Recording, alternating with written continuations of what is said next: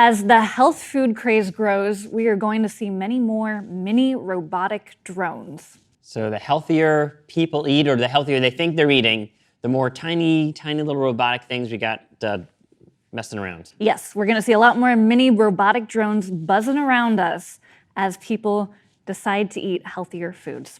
Let's get to it.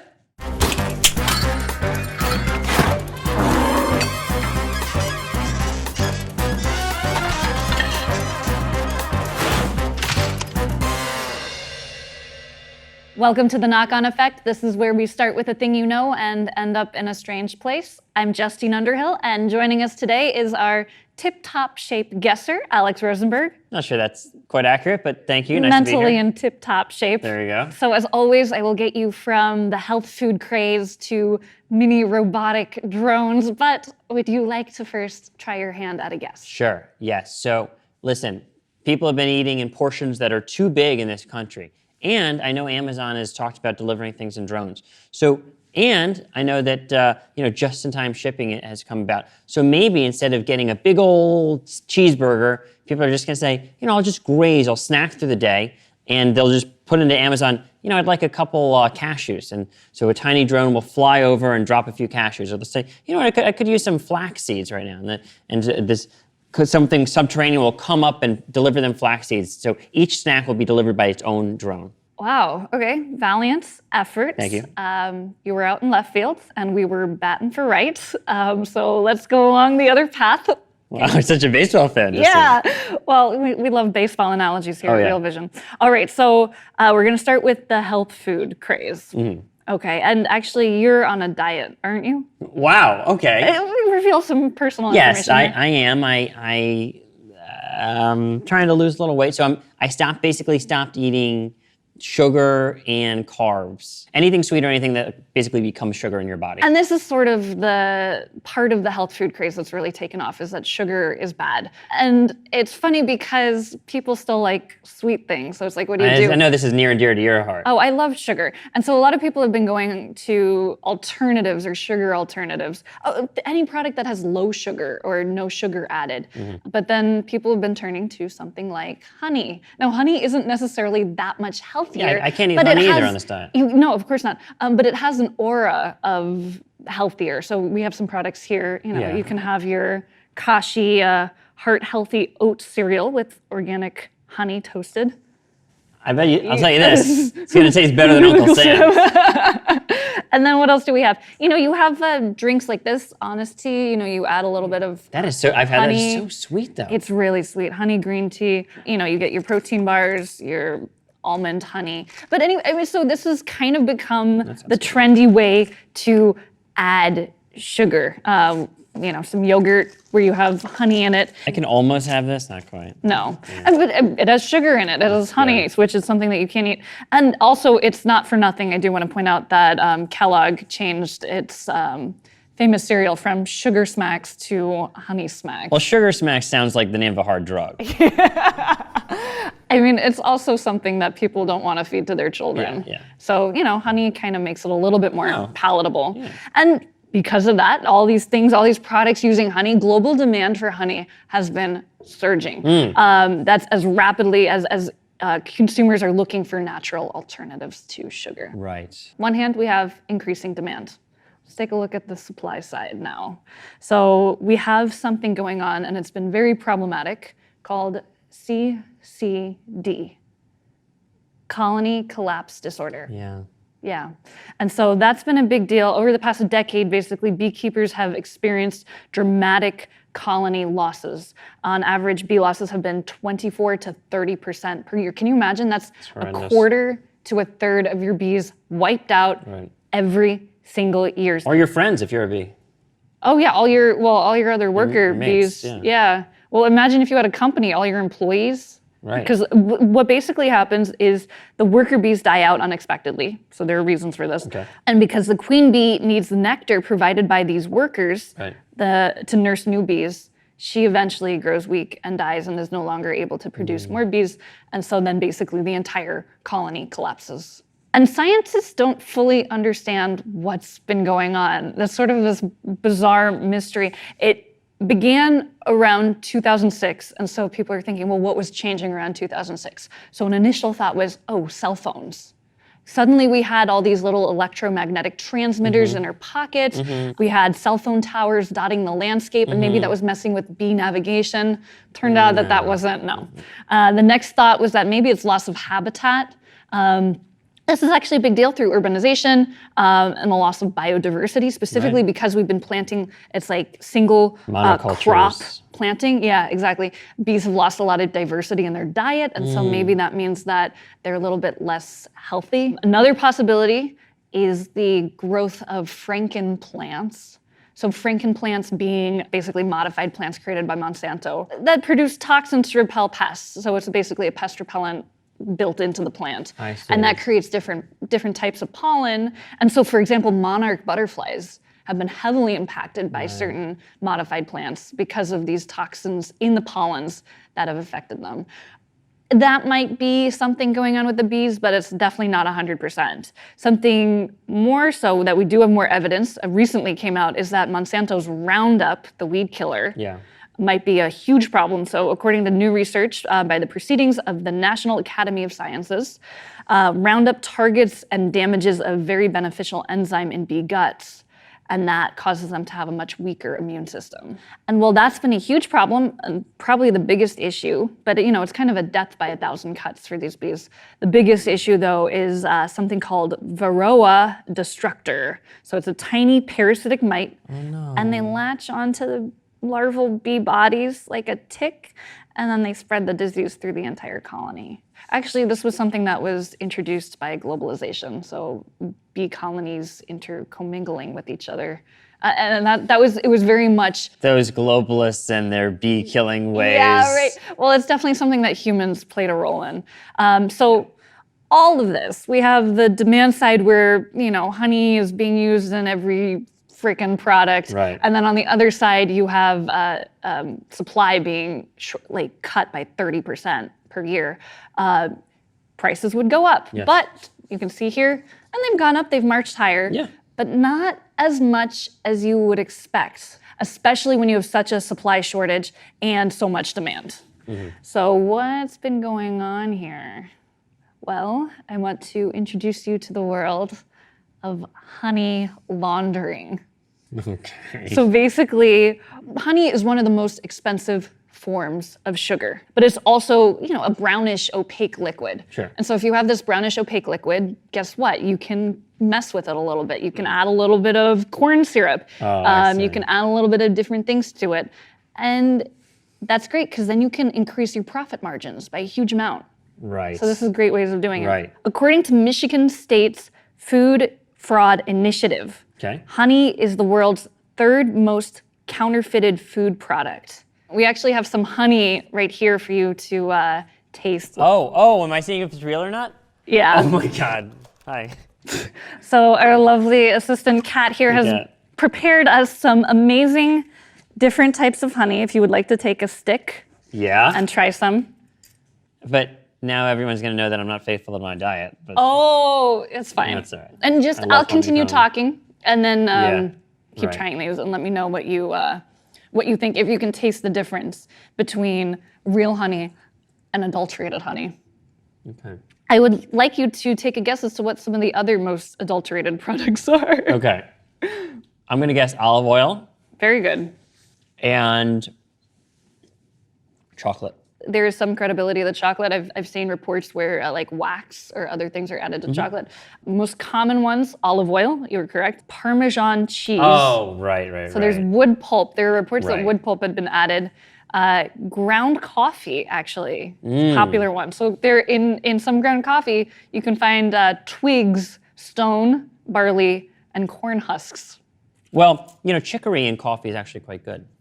Oh, okay. You ever go to Café Du Monde in New Orleans? No. Café Du Monde, you been? Yeah. So they have chicory in the coffee. It gives a nice roasty flavor. Okay. Adding some of these things doesn't seem terribly dangerous. It's like if you have a little bit of twig in your ground coffee, that sounds okay. I mean, it is serious in the sense that you're buying a product that you're paying more for it, and you're spending more on something. But that's doesn't not, have to not say the true. ingredients, so they're not allowed to do this. They're They're just lying basically Well, to it gets down consumers? to what the definition of, so what honey is. What is honey defined as? Interesting. And so that's where it gets really messy. What's Oh, that's nice. That's clever honey important, though, right there. do you want to take a guess as to which one's real? I'm going to guess this is real, this is real, this is real, and these are adulterated? So this is actually definitely the most real. Really? Because this one came from a farm where they bottle and they package it and they do everything right on the farm. Okay. So there's likely no tampering done with it. So this one at the end is actually the one that's most likely to be adulterated. And that's because the more specific and expensive the honey is, the more likely it is to be faked. So what's this supposed to be? Manuka, which is produced only in New Zealand and Australia, very popular in the US and Britain. They found that 86% of the brands that were tested were fake. The other point is that cheaper honey as well, and honey that's found in products like this tends to be the Of course, more it's like adulterated. sausage. You never know. You never know what exactly that you're getting. And are there telltale tastes or flavors associated with? Tell. Right. And that's where it gets really tricky because there are certain ways of testing the honey. There are these entire labs that test the honey. They have thousands of honey samples. What they find is that as soon as they develop one way to test honey to make sure that it's accurate, the honey adulterers will come up with new ways to try to trick the testers. And so it's sort of this weird cat and mouse game. Key thing here, though. Or bee and mite game. Oh, very nice. Something like chloramphenicol. I hope I'm pronouncing that correctly. It's a powerful antibiotic that can actually lead to a potentially fatal bone marrow disorder.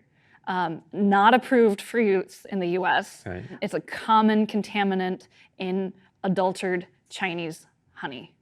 And so that's been a huge problem. And so because of that, Chinese honey was banned from the US, or at least heavily inspected before it was brought in. But right now it is banned. And so this is where a lot of the smuggling comes into play.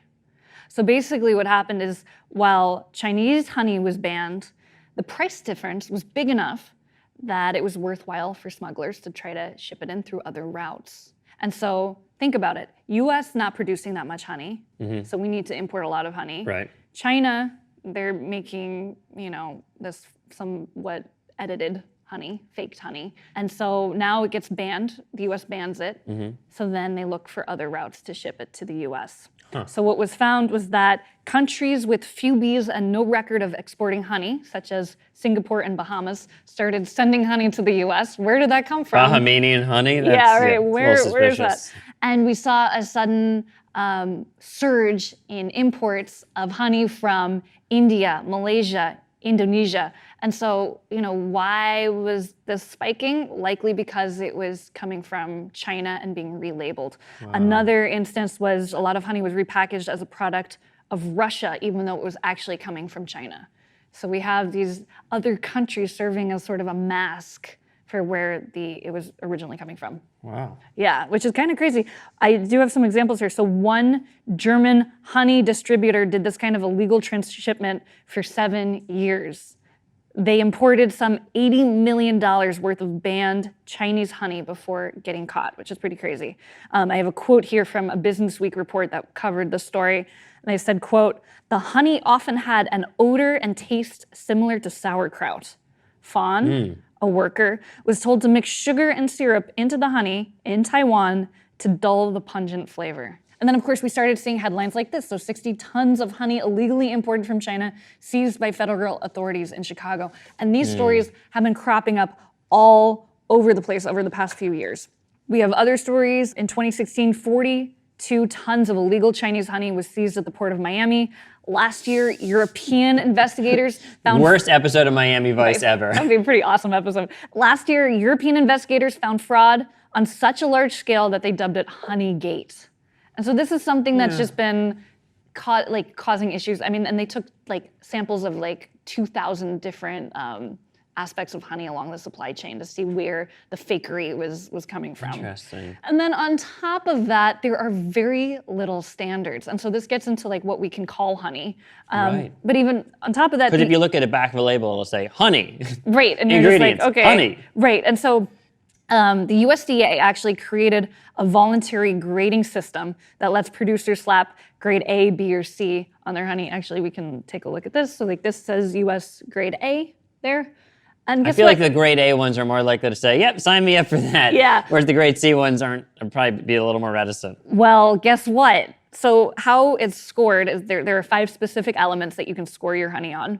And so it's moisture content, defects, other things like that. But those 5 elements do not include, does it have added elements in it? Things like corn syrup or beet sugar in it. And unlike almost I hate rating systems like every that. other product that the USDA regulates, the USDA allows the use of its grading marks without any inspection ever. So basically, it's kind of it's a free-for-all. I have a quote here from the Federal Register, and they say, honey does not require official inspection in order to carry official USDA grade marks.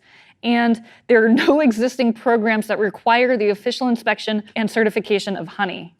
So basically, enforcement is based solely upon responding to complaints rather than, and so it's sort of, it is kind Why of just. do they allow that? I mean, this is also the case in a few other industries, specifically the maple syrup industry. Yes. So maple syrup and honey are basically suffering from the same problems here.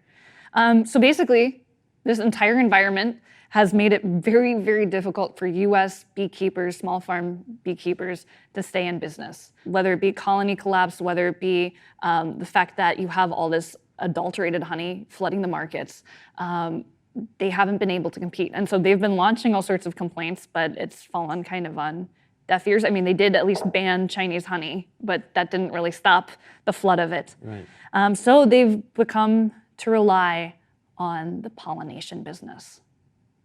And so the pollination business is big business.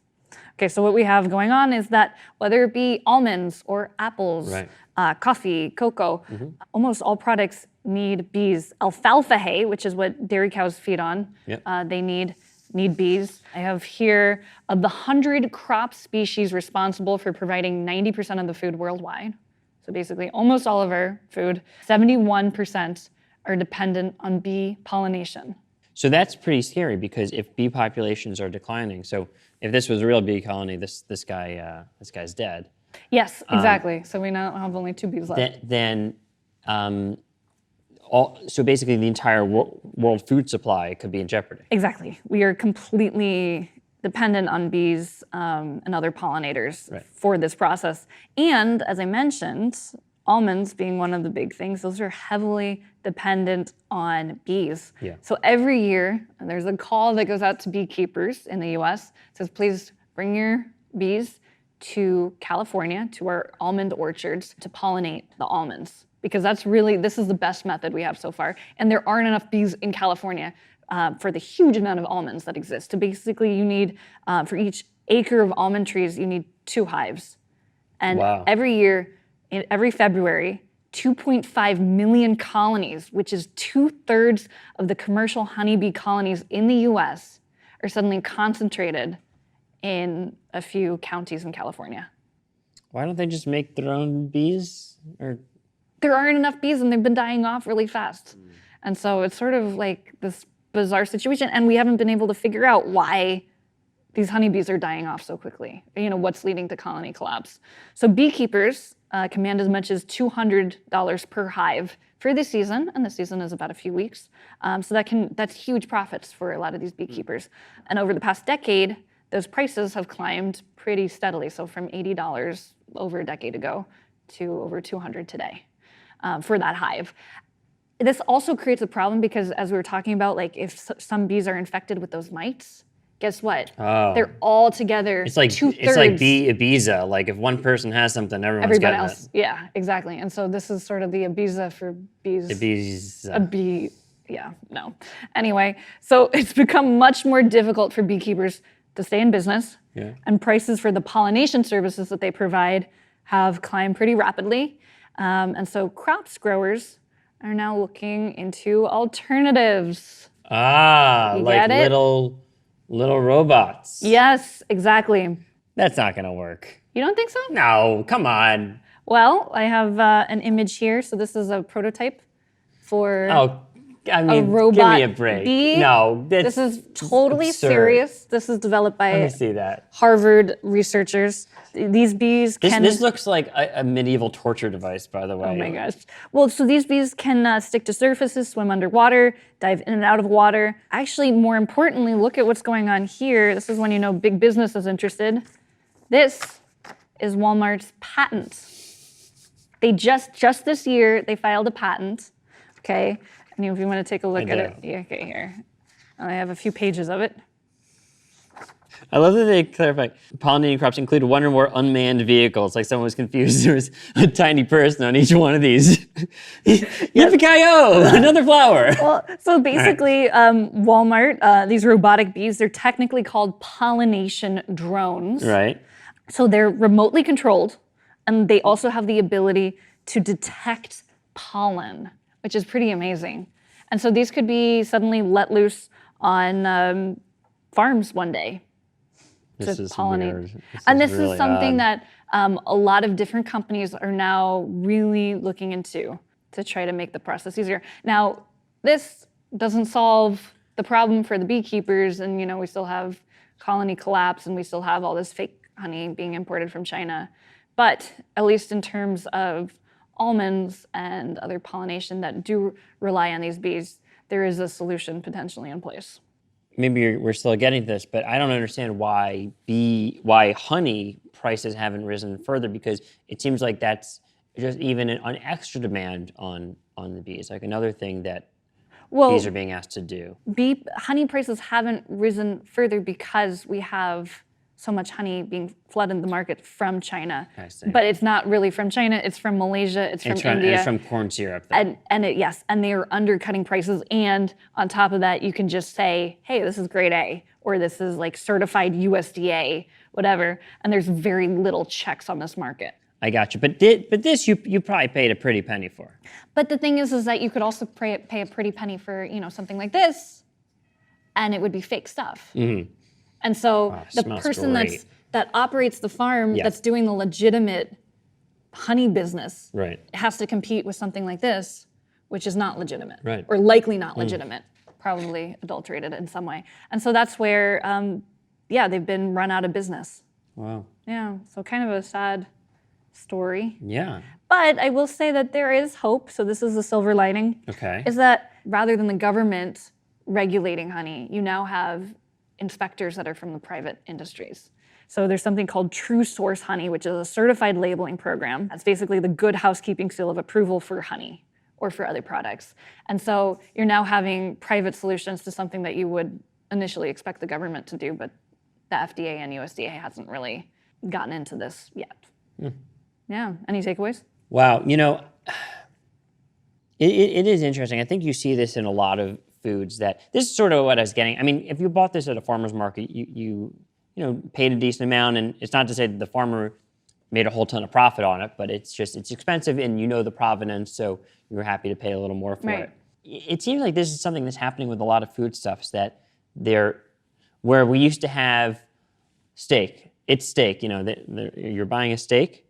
We now have tiers that are just like a lot of life that are further and further apart. Mm-hmm. So steak or chicken, or for many people, like the cheapest is getting way cheaper. And so the cheapest honey is getting way cheaper. And at the same time, the high end is getting more and more expensive, because Michelle, my fiance, would literally pay anything for honey. Like there's no amount she wouldn't pay for like some kind of fancy... People are so price insensitive, and then again, the more expensive honeys are also more likely to be faked as well. But not if you get it from a farmer's market or something. Right, exactly. Or similar like this system you're talking about, where it's like the seal of approval for honey. Yeah. Like it's the bifurcation from used to be like, oh, it's honey, you're buying honey, and like it was more expensive and it was better, to are you buying honey or are you buying like honey? Right. Is something that we're seeing across a lot of different foods and all over the world, actually. And this gets into the sort of, we were talking about globalization earlier. I mean, this gets into the global supply chain, where we don't really know where our food is coming from. And it's impossible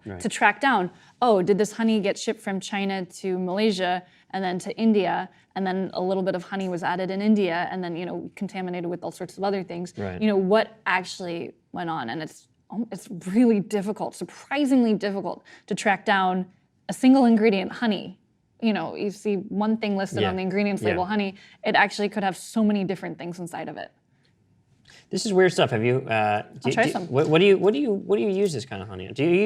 Are you into honey? I know you're into sweets. This is called raw honey. Yeah. I've never had raw honey before, so this will be my first taste. Yeah. See what you think. I love it, but I like anything sweet. Yeah, I'm all about that. Yeah, it's pretty good. I do want to make one quick point. Yes. I do think the blockchain is going to revolutionize the system. But anyway, we will end on that. This is the trifecta because we have sweets, we have China, we have global trade, and now we have the blockchain. Yep, this is all my favorite topics. Yeah. Well, anyway, we'll leave it on that note. Thank you guys for joining us this week on The Knock-On Effect. We have new episodes every Thursday at www.realvision.com/knockoneffect. Don't forget the W's. You can also grab a 14-day free trial there. So watch everything we got going on in Real Vision. It's big name season. We have a lot of really exciting interviews. You can all check that out right there at realvision.com/knockoneffect. Oh, and by the way, in case you're nervous, the professor will be back next week. Yeah, we replaced him with a skull this week. Yeah, anyway, just temporary. See you guys next week.